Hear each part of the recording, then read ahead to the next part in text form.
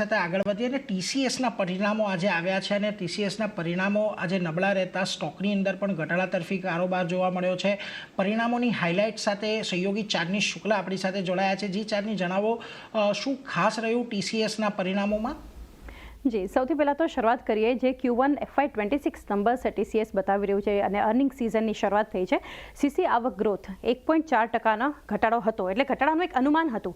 એની સામે 3.3% પર આપણને દેખાડી રહ્યું છે, એટલે 3.3% ઘટતો દેખાડી રહ્યો છે. અનુમાન કરતાં વધારે ઘટાડો આપણને સીસી આવક ગ્રોથમાં જોઈ રહ્યા છીએ. આ સિવાય વૈશ્વિક બજારથી ગ્રોથ અગર જોઈએ તો 0.5% ઘટ્યો છે.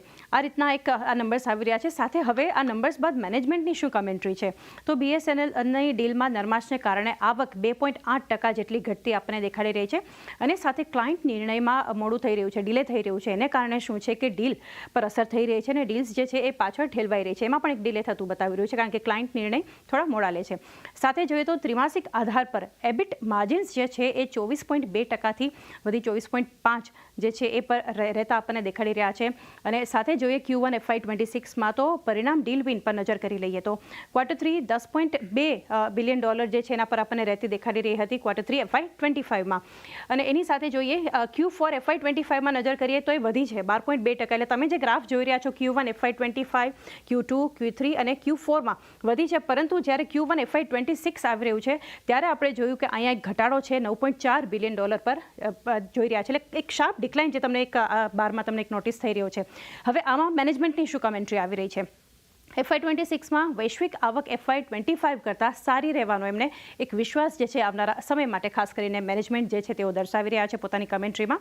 પરંતુ આ નંબર્સ બાદ બ્રોકરેજ હાઉસીસ શું માની રહ્યા છે ટીસીએસ પર જે મત બની રહ્યો છે? સૌથી પહેલાં નોમુરા સાથે શરૂઆત કરીએ તો ન્યુટ્રલનો જે રેટિંગ છે તેઓ રિટેન કરી રહ્યા છે, પરંતુ લક્ષ્યાંક એમણે કટ કર્યા છે. 3,820 જે હતા ત્યાંથી ઘટી 3,780 કર્યા છે. UBS દ્વારા જે છે ખરીદારીની સલાહ એમણે મેન્ટેન રાખી છે, પરંતુ એમના દ્વારા પણ ટાર્ગેટ કટ થયા છે. 4,050થી 3,950 પ્રતિ શેર કર્યા છે. HSBC હોલ્ડનું રેટિંગ આપી રહ્યા છે ટીસીએસ પર 3,665ના લક્ષ્યાંકની સાથે. ત્યારબાદ જોઈએ છે એટલે JP મોર્ગન દ્વારા ન્યુટ્રલનું રેટિંગ છે 3,650ના એક ટાર્ગેટની સાથે. તો ઓવરઓલ નંબર્સ જે રીતે આપણને એક સોફ્ટ આવતા દેખાડી રહ્યા છે, જે એક અનુમાન હતું જ કે ટીસીએસ આપણને નબળા પરિણામ આપી શકે છે, ને ત્યારબાદ મેનેજમેન્ટની કમેન્ટ્રી આવી રહી છે. ખાસ એક ફોકસ ટીસીએસ પર આપણને રહેતું દેખાશે. એટલે જુઓ, ખાસ કરીને ટીસીએસના પરિણામો આ બધા જે મુખ્ય હાઇલાઇટ પોઈન્ટ રહ્યા.